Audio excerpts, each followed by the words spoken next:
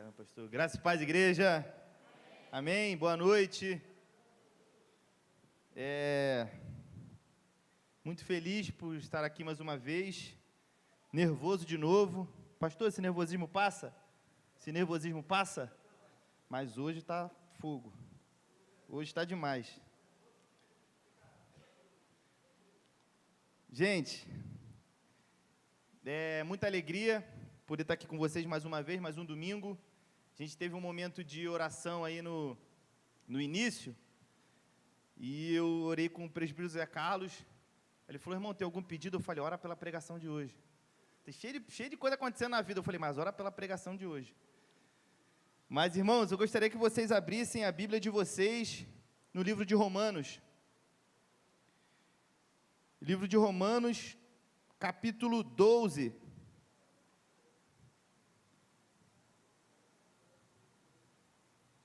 Quem achou, diga amém. Romanos, capítulo 12. Pessoalmente falando, eu gosto muito do livro de Romanos. Se eu pudesse, eu só pregava Romanos. Mas tem a Bíblia toda para pregar, né? Mas é um livro que me chama muita atenção toda vez que leio, toda vez que estudo.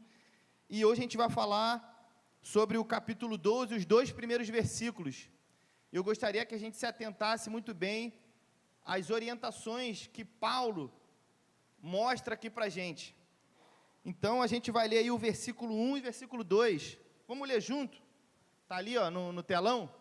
1, 2, 3 e... Rogo-vos, pois, que apresenteis os vossos corpos, que é o vosso culto racional, e não sede, mas sede transformados, para que experimenteis qual seja a boa, agradável. Amém. Senhor Deus, graças te damos, ó Pai, por essa noite. Louvado e engrandecido seja o teu nome. Desde já eu espero que teu Espírito Santo vivifique em cada coração essa mensagem. Ó Deus, que não seja apenas eu falando, ó Deus, mas que teu Espírito Santo possa ministrar em cada coração, para a honra e glória do teu nome. Amém. Irmãos, aqui Paulo, em Romanos, ele está falando. Antes eu quero gastar só um tempinho na contextualização de Romanos 12, 1 e 2. Paulo aqui, ele está no final da sua 3ª viagem missionária. Quando ele se depara com esse cenário de Roma, ele encara Roma como uma cidade estratégica para que ele avance com o ministério do anúncio do Evangelho. Então, como Roma naquela época era a capital do mundo, Paulo encara Roma e fala assim: ó, eu vou parar ali em Roma, vou fazer amizade com os irmãos da igreja de Roma, para que eles possam ser meus colaboradores no avanço do ministério.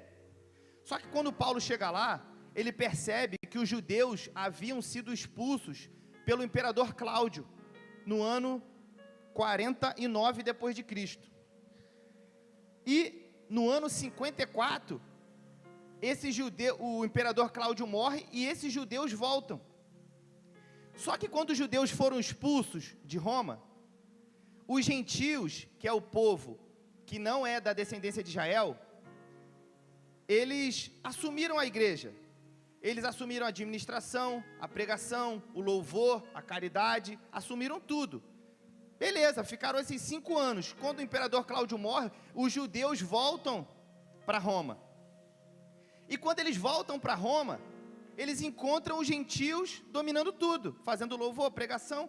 Só que os judeus, irmãos, até hoje, eles se consideram pessoas superiores a nós, crentes superiores a nós. Por quê? Porque eles são da raça do povo escolhido por Deus no Antigo Testamento. Então isso, para eles, faz deles pessoas melhores que nós. Eles ainda não compreenderam uma verdade bíblica a respeito do porquê Cristo morreu e ressuscitou. Então eles não conseguem se submeter à liderança dos gentios lá em Roma. Ele fala assim: ó, esse povo aí, gentil, nem de Israel eles são, como é que eles querem liderar a igreja de Roma? Eles queriam tomar a igreja de Roma de volta, assumir toda a liderança, pregação, louvor e tudo. E ali eles começaram nesse embate, a igreja não estava se dando muito bem, não havia muita união.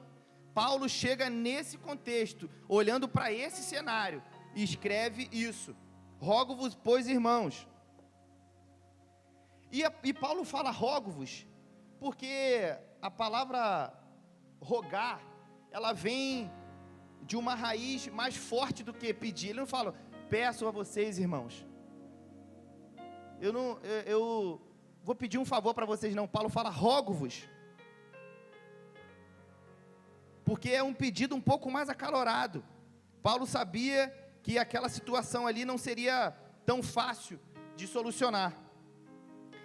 E no contexto geral da carta de Romanos, Paulo quer dizer para eles o seguinte: olha só, tanto judeu quanto gentil, está todo mundo no mesmo buraco, todos vocês são pecadores, destituídos foram da glória de Deus, vocês precisam de um Redentor, e esse Redentor foi Jesus Cristo.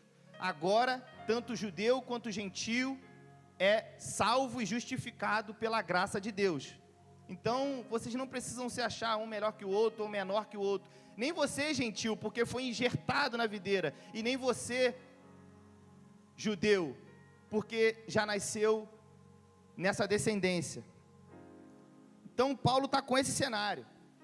Então, do capítulo 1 ao capítulo 11 de Romanos, Paulo gasta 11 capítulos para falar, para tratar o problema da igreja de forma teórica.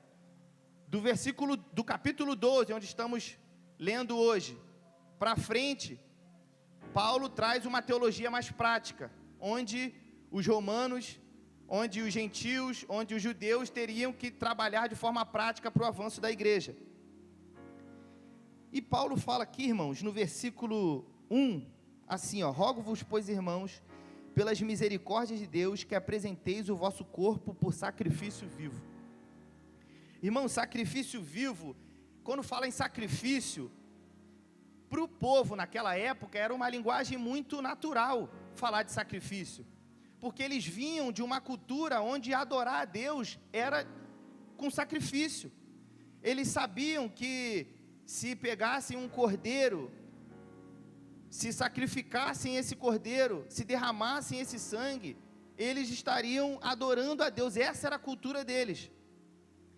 Só que, irmãos, para nós, já aconteceu um sacrifício perfeito que anula todos os sacrifícios. Esse sacrifício perfeito foi o cordeiro perfeito que morreu. Eu queria só colocar um detalhe dentro dessa história de sacrifício de cordeiro perfeito. Quando Jesus nasceu, ele foi envolto em um pano e colocado em uma, quem lembra? Em uma, não ouvi, em uma manjedoura. Por quê, irmão? Alguém que sabe por que Jesus foi colocado em uma manjedoura? Eu sempre, quando vou falar para os jovens, eu lembro para eles assim, irmãos, quando a gente lê a passagem bíblica, a gente, quando não entender ou alguma coisa não fizer sentido, procure entender por que o texto está falando aquilo, por que colocaram Jesus envolto de um pano e colocaram ele na manjedoura.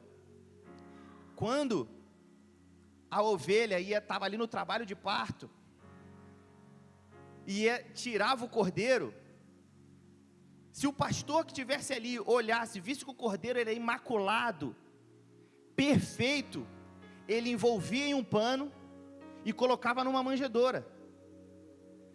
Por quê? Porque quem chegasse ali depois, sacerdote ou qualquer outra pessoa que fosse responsável por resgatar ou por escolher esse cordeiro, ia olhar e falar assim, aquele ali já está na manjedoura. Então, com certeza, o pastor já sabe que ele é imaculado e perfeito. Irmãos, isso é só um detalhe do que a Bíblia diz a respeito do Cordeiro Santo que foi morto pelo meu e pelo seu pecado. É só um detalhe. Não foi naquela manjedoura à toa. Jesus Cristo, Ele é o Cordeiro perfeito que anulou todos os outros sacrifícios que a igreja continuava fazendo. E hoje, a igreja continua fazendo sacrifício. Antes, o sistema sacrificial para os pagãos, para as outras religiões, os profetas retalhavam o próprio corpo, os profetas das religiões deles, retalhavam o próprio corpo, eles matavam seus próprios filhos, ofereciam a sua divindade. Entre os judeus, naquela época, o sacrifício era de animais.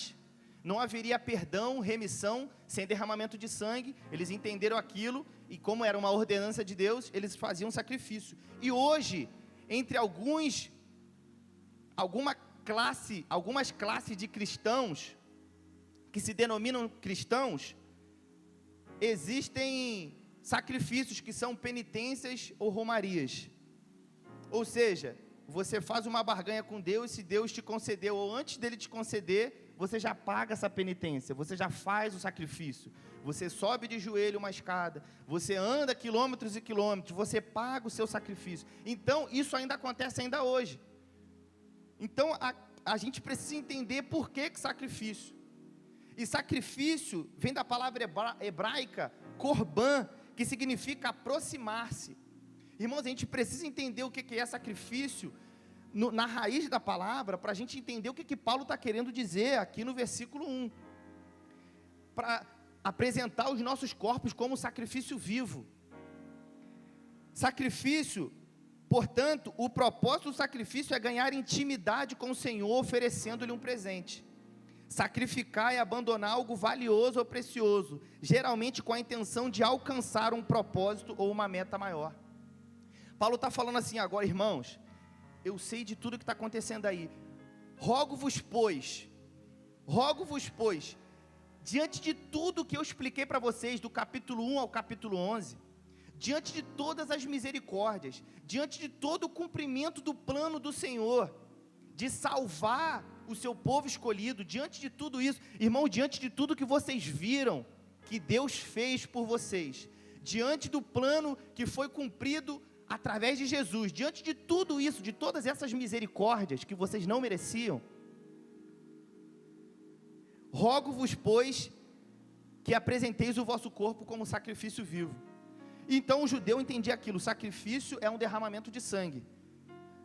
Mas se agora não há necessidade de mais derramamento de sangue, por que sacrifício?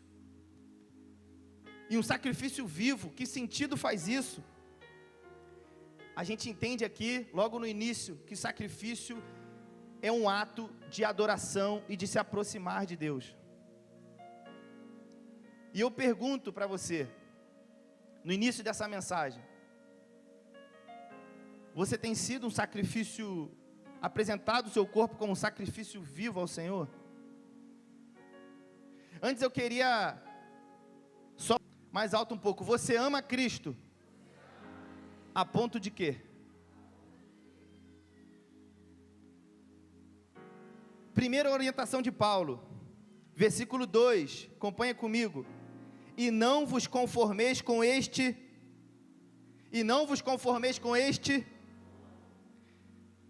Algumas versões está escrito século. Século aqui realmente não quer dizer um período de 100 anos. Quer dizer, não nos conformeis com essa era, com esse mundo. Hoje de manhã nós estávamos falando sobre as áreas de influência em que a igreja precisa atuar de forma urgente. E quando Paulo está dizendo aqui aos romanos, não vos conformeis com esse mundo, isso significa que nós não devemos nos moldar com o que o mundo quer ensinar para a gente, com as influências passageiras e superficiais que nos cercam. Irmão, o mundo está cheio de influência, seja dos nossos amigos, seja no nosso trabalho, seja na política, seja na escola, seja no governo, seja na arte, seja na mídia. O mundo ele está cheio de influência, e se você não tem sido influenciado por um caráter de Deus na sua vida, automaticamente você vai ser influenciado pelo que o mundo quer ensinar para você. Automaticamente eu vou ser influenciado pelo mundo que quer ensinar para mim, porque pelos que os meus amigos vão apresentar para mim, se eu não tiver um caráter de Deus. Nós fomos chamados a resistir essa pressão mundana, buscando algo profundo e eterno. E isso a gente vai encontrar na pessoa de Cristo. Uma pergunta que eu te faço: você consegue reconhecer as influências que o mundo tem empurrado, ou tem feito pressão sobre a sua vida?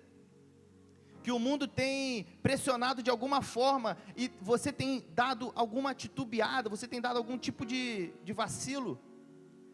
Eu, na minha vida, consigo enxergar várias formas que o mundo fala comigo, ou então conversa.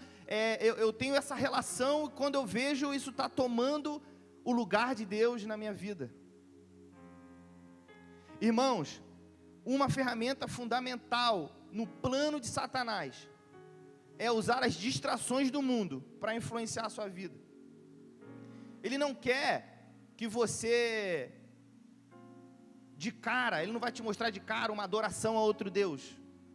Ele não vai te mostrar de cara uma divergência, para você cumprir uma divergência enorme ao que a Bíblia diz. Não, ele vai colocar algo simples na sua vida, nas suas amizades, naquilo que você dá mais atenção, para que você mude o foco, para que você perca esse foco, esse alvo que é Cristo Jesus. E às vezes a gente deixa isso dominar a nossa vida. E eu sempre me pergunto: Senhor, a Bíblia instrui a gente a fazer uma autoavaliação, mas melhor ainda é a avaliação do alto. O Salmo diz: sonda-me, Senhor, e me conhece. Deus, Ele é capaz de sondar a nossa vida no mais íntimo do nosso ser, e retirar de nós, remover de nós, tudo aquilo que tem nos afastado dEle. Não nos conformar com esse mundo é dar atenção ao que Deus tem sondado e mostrado para nós. Bertinho, está errando nisso. Ajeita nisso daqui, ó. O Espírito Santo, ele vai incomodar o nosso coração, para a gente não se conformar com esse mundo. Bertinho, está vacilando aqui, chega um pouquinho para cá. Deixa de fazer isso aqui, ó. Isso aqui está no começo, parece que não tem nada a ver, mas se você continuar assim, não tem nada a ver, não tem nada a ver, no final, você vai concordar com o mundo. Em Apocalipse 13:16, fala sobre o sinal da besta. E o sinal da besta, ele vai ser evidenciado na testa e na mão. Na testa, porque nós vamos pensar como o mundo, e na mão, porque nós vamos concordar com o que o mundo diz. Esse é o plano do diabo para derrubar a igreja. Só que a gente sabe, quem é crente sabe, que tem uma promessa que eu tenho certeza que ela vai se cumprir, que as portas do inferno não prevalecerão contra a igreja do Senhor Jesus. Irmãos, eu tenho uma certeza de que quando chegar o fim dos tempos, o Espírito Santo vai cumprir o seu papel de aumentar e intensificar de forma tão grande o amor da igreja pelo noivo. Isso vai ser um momento lindo, onde a igreja vai avançar contra esse mundo, contra toda apostasia, e vai cumprir esse papel por grande evento, que é o casamento da noiva com o noivo. E esse é o momento que a igreja tem que mais ansiar, irmão. É esse grande evento no calendário de Deus, desse banquete do casamento da noiva com o noivo. Para isso, para chegarmos lá, nós não podemos nos conformar com esse mundo. Conformar com o mundo é a mesma coisa que calçar um sapato com 2 numerações a menos que você usa. E você vai ter que calçar o sapato ali, ficou bom. E vai conseguir até andar um pouquinho. Mas depois aquilo vai te fazer tão mal, que vai gerar problemas grandes para você. Então nós não devemos deixar isso acontecer. Paulo está falando, olha só, não vos conformeis com esse mundo. Eles vão tentar ensinar várias coisas. Não vos conformeis com esse mundo. Não há nada nesse mundo mal que vale a pena imitar. Nós não devemos ser como o camaleão, que assume as cores daquilo que o cerca. Segunda orientação de Paulo, renovação da nossa mente. Versículo 2, acompanha comigo. E não vos conformeis com esse século, mas transformai-vos pela renovação da nossa mente. Paulo primeiro manda a gente não conformar com esse mundo, depois ele instrui a gente no versículo 2, a renovação da nossa mente. E o que significa a renovação da nossa mente? Não é trazer algo novo, não é pregar um evangelho novo. Renovação da nossa mente não é encontrar um alvo novo. Renovação da nossa mente não é encontrar uma escritura nova. Não é procurar alguma divindade nova para crer, não é isso. Renovação da nossa mente implica em buscar constantemente a transformação interior, permitindo que a palavra de Deus molde os nossos pensamentos, atitudes e perspectivas. Irmãos, Paulo nos convida a renovar nossa mente, porque existe em nós ainda, e essa miserável dessa velha natureza ainda não morreu, e ela atua diariamente, e ela tenta, dia após dia, trazer novas verdades ao nosso coração, trazer novas verdades para a nossa realidade, trazer novas verdades em relação aos nossos sentimentos, em relação a Deus, em relação à nossa família. A velha natureza, ela age assim, porque ela é inclinada para o mal. E se nós não renovarmos a nossa mente com coisas novas, não, com um verdadeiro objetivo que a gente já aprendeu, se nós todo dia não trouxermos esse objetivo de volta para o foco, reajustar todos os dias esse foco, a gente vai sair devagarinho do sentido verdadeiro para qual as nossas vidas devem andar. Renovar a mente implica em trazer de novo a verdade que a gente já conhece.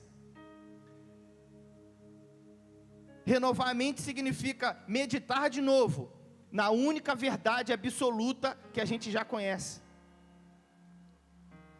E eu não estou falando aqui que é fácil. Eu não estou falando que não se desviar um pouquinho é fácil, que manter essa postura e responsabilidade de crente, de cristão é fácil. Não é, irmãos. A luta, o embate da nossa carne contra o nosso espírito é muito grande, é muito forte. Mas por isso que Paulo fala, renove a mente de vocês, porque quando você renovar a sua mente, toda hora você vai lembrar que houve um sacrifício por mim e por você, mesmo você sendo pecador e merecedor, mas que te transformou justo e te salvou para a honra e glória de Jesus. Paulo quer dizer nesse versículo, é que não devemos permitir que o mundo nos esprema para dentro do seu próprio molde, mas devemos deixar que Deus remodele nossas mentes a partir de dentro. É uma transformação de dentro para fora. É uma transformação que ela precisa ser diária. Não ache você que você levantou a mão, ou você aceitou Jesus, ou você cresceu no berço evangélico, ou você começou a frequentar a igreja, que está tudo bem, está tudo certo. Irmão, é a partir daí que começa. É a partir daí que essa luta começa. O mundo deseja mudar nossa mente exercendo pressão externa, mas o Espírito Santo transforma nossa mente, liberando o poder interior. Nós somos revestidos de poder por meio de Cristo. E esse poder, quando a gente tem consciência disso, como diz Efésios 2, a gente consegue suportar essas adversidades. Renovar a nossa mente implica em revelar a verdadeira imagem do que somos em Cristo. Irmão, você sabe quem você é em Cristo Jesus? Você sabe quem você é em Cristo Jesus? Às vezes nós temos uma avaliação equivocada sobre quem nós somos. Às vezes nós encaramos a nossa própria vida de forma equivocada. Paulo, ele sugere isso para a gente. Renovar nossa mente implica em revelar a verdadeira imagem do que somos em Cristo. Bam, que tem essa autoimagem equivocada. Eu lembro de Pedro. Pedro, ele se achava demais, irmão. Se você parar um tempo, deixa eu beber uma aguinha aqui. Se você parar um tempo para estudar a história de Pedro, você vai perceber que grande parte da caminhada dele com Cristo, Pedro se achava demais, irmão. Eu vi o Luciano Subirá falando que Pedro, ele tinha a síndrome do Romário. E na Copa de 94, não sei aqui quem lembra, os mais antigos aqui vão lembrar, o Brasil estava quase perdendo a classificação, e tinha um último jogo, Brasil e Uruguai. O Romário, irmão, para quem não conhece, é um ex-jogador, fez 2 gols, 2-0 o Brasil foi classificado, e isso rendeu para a gente o tetracampeonato. E no jornal, no dia seguinte, apareceu assim, ó, Romário 2, Uruguai 0. E o Romário, ele disse assim, na entrevista, que naquela época era em rede nacional, falou assim, ó, Deus, peixe. Quando olhou para mim, falou, esse é o cara. A síndrome de Pedro era a síndrome do Romário. Pedro, ele não só se achava o cara, mas ele achava que Deus achava que ele era o cara. E Pedro, ele tinha essa soberba toda, ele era todo altivo. Na ceia, no capítulo 21, do livro de João, na ceia, Jesus fala assim, ó, alguém aqui vai me trair. Pedro olha assim, todo mundo perguntando, quem é que vai ser, quem é que vai ser? Pedro, eu imagino que ele deve ter olhado do outro lado da mesa e falar assim, ó, João estava com a cabeça reclinada em Jesus. A Bíblia fala em João, você pode ler João 21, que relata o que eu estou falando aqui. Pedro olha para João e fala, João, pergunta quem é aí, porque nós dois eu tenho certeza que não somos. Pedro, ele tinha essa altivez, essa soberba. Quando perguntaram lá no Getsemane, olha só, eu sei que Jesus, ele revelou que ele seria preso. E Jesus falou assim, ó, para onde eu vou, vocês não poderão ir agora. Pedro fala assim, quê? Não poderei ir agora? Senhor, onde tu for eu vou, filho. Aonde tu for eu vou.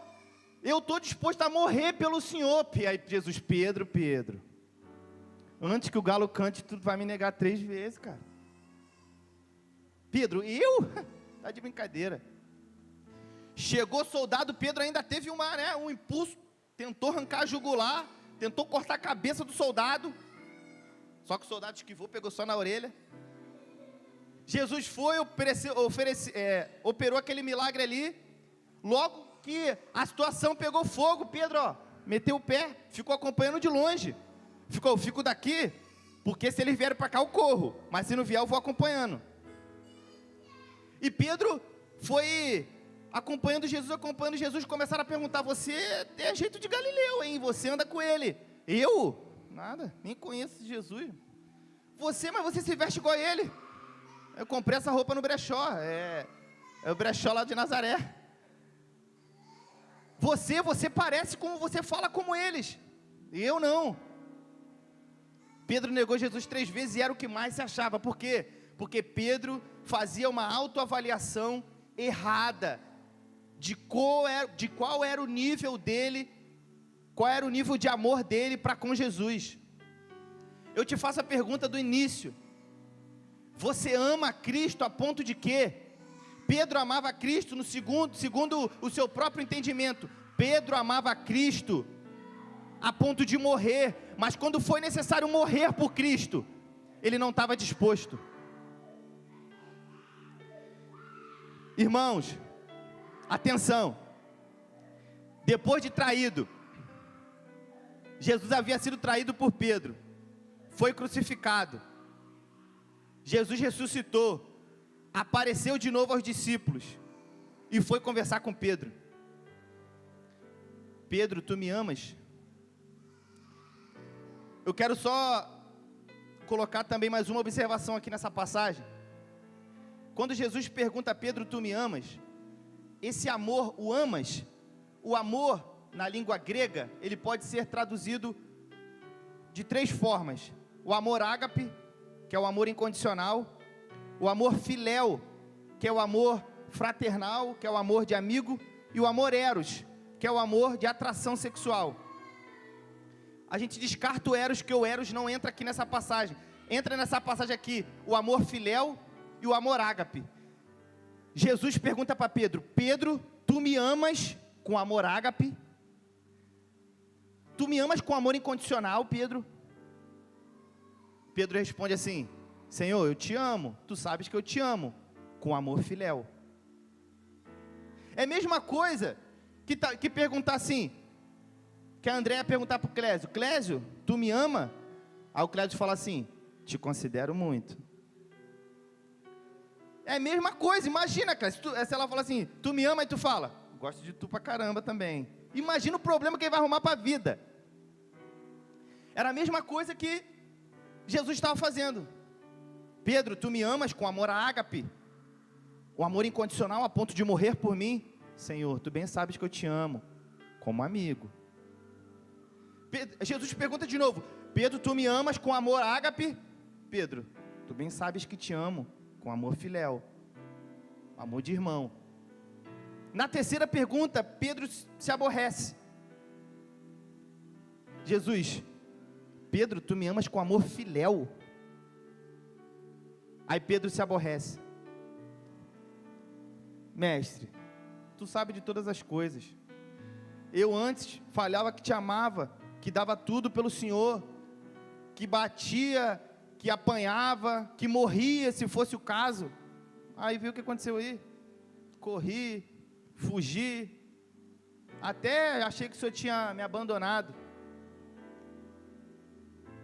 Jesus falou assim, ó: apacenta minhas ovelhas.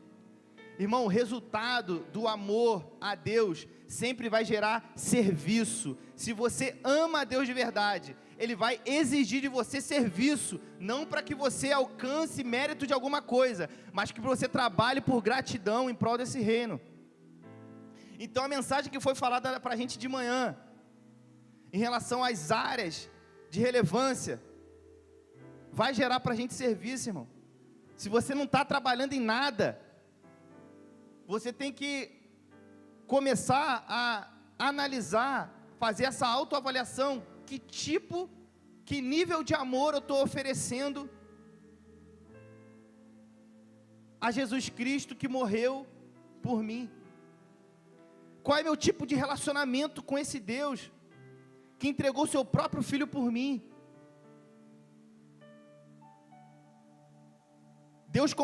Jesus convida Pedro, fala assim, ó: eu sei que você ainda não está no amor ágape, mas você vai crescer em amor, Pedro. Irmão, a boa notícia é porque dá para crescer em amor. A boa notícia é que dá para crescer em amor. Se hoje você não está fazendo, a boa notícia é porque dá para começar a fazer. Se hoje eu não estou fazendo, a boa notícia para mim é que dá para começar a fazer, dá para começar a exercer esse amor, até que ele chegue o mais próximo do amor ágape, que é um amor incondicional. Você ama Cristo a ponto de quê? Para isso a gente precisa renovar nossa mente, entender de verdade o que é amar a Cristo. Irmãos, terceira e última orientação de Paulo, no versículo 2: para que experimenteis qual seja a boa, agradável e perfeita vontade de Deus. Irmãos, através da renovação da nossa mente, nós vamos desenvolver a capacidade de compreender os desígnios de Deus para a nossa vida. Irmãos, compreender a vontade de Deus, às vezes, gera uma incógnita na nossa cabeça. Qual será a vontade de Deus para a minha vida? O que Deus quer para a minha vida? Existem coisas, irmãos, existem vontades de Deus para a nossa vida, que Ele deixou claro. Se eu estiver na minha empresa, e o contador, por alguma eventualidade, oferecer para mim assim, falou: Everton, você tem que pagar tanto, mas aí se você deixar de fazer isso aqui, você não vai precisar pagar. Você vai estar sonegando o imposto, mas você não precisa pagar. Você acha que eu devo olhar para Deus e falar: Senhor, Tu sabe de todas as coisas, Tu sabe que eu estou precisando de dinheiro, Pai, será que eu posso, será que é da Tua vontade eu sonegar o imposto? Não faz sentido, irmão. Existem vontades de Deus que já está clara para nós. Existem vontades de Deus que já está clara. Ele quer que você se santifique, Ele quer que você ame a Ele acima de todas as coisas. É a vontade dEle para você que está clara. Ele quer que você seja correto nos seus negócios. Ele quer que você colabore com seu irmão. Ele quer que você pregue o Evangelho. Ele quer que você congregue. Ele quer isso, essa é a vontade dele. Agora existe uma vontade secreta, que eu acredito que é essa vontade que Paulo está falando aqui. Que essa vontade secreta, com o tempo você vai discernir que ela é boa, perfeita e agradável para a sua vida. Irmão, toda vez que você renova a sua mente, toda vez que você não se conforma com esse mundo, você experimenta a boa, perfeita e agradável vontade de Deus, porque você está mais íntimo dele. Se eu me oferecer como sacrifício vivo para esse Deus, eu vou experimentar a boa, perfeita e agradável vontade de Deus na minha vida. Isso não significa que eu vou viver um mar de rosas. Isso significa que, independente da circunstância, eu vou ser feliz, porque eu sei qual é o meu fim. Eu sei para onde eu estou indo, eu sei qual é o meu alvo.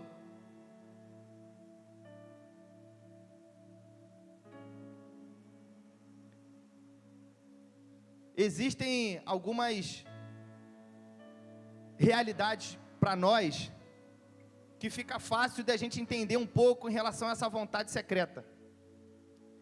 O que Deus quer para mim? Qual o propósito de Deus para a minha vida? Irmãos, eu sempre fui muito extrovertido, sempre falei muito em público, não tinha vergonha. Então, o que será que Deus quer para a minha vida, hein? De que forma Deus pode me usar para o reino dele? Deus não falou assim: Everton, tu vai ser um pregador da palavra, Everton, tu vai viajar o mundo inteiro aí, Everton. Ele não falou isso para mim. Só que existem dons e talentos que Deus atribui a você, que vão facilitar a sua vida. Se você tem facilidade com alguma coisa, é com isso que você vai trabalhar. Deus não precisa iluminar um profeta para ele escrever um livro, para botar lá o teu nome e falar o que você tem que fazer. Essa vontade secreta, você vai perceber que você está cumprindo ela quando você se sentir que você está entregando o seu próprio corpo como sacrifício vivo. E vai ser boa por quê? Porque tudo que Ele faz é bom. Vai ser perfeita por quê? Porque não tem como melhorar. E vai ser agradável por quê? Porque vai agradar você e vai agradar a Ele, independente da circunstância que acontecer. A nossa missão como igreja é apresentar o nosso corpo como sacrifício vivo ao Senhor, para que nós possamos experimentar a boa, agradável, perfeita vontade de Deus. Paulo encara esse cenário lá, fala assim: gente, não vos conformeis com esse mundo, renove a mente de vocês. Para quê? Para que vocês possam experimentar a boa, perfeita e agradável vontade de Deus. Para finalizar essa mensagem, eu te pergunto: você está sendo moldado dia após dia à semelhança de Cristo? Ou será que estou sendo conformado com esse mundo? Será que as nossas atitudes mostram um caráter divino? Ou será que as nossas atitudes mostram um crente meia boca? Que possamos oferecer o nosso corpo como sacrifício vivo, não nos conformando com esse mundo e renovando a nossa mente, para assim experimentarmos a boa, agradável e perfeita vontade de Deus. Olhe para o irmão que está do seu lado, sem ser antiético. Pergunta para ele assim: você ama Cristo a ponto de quê? Amém.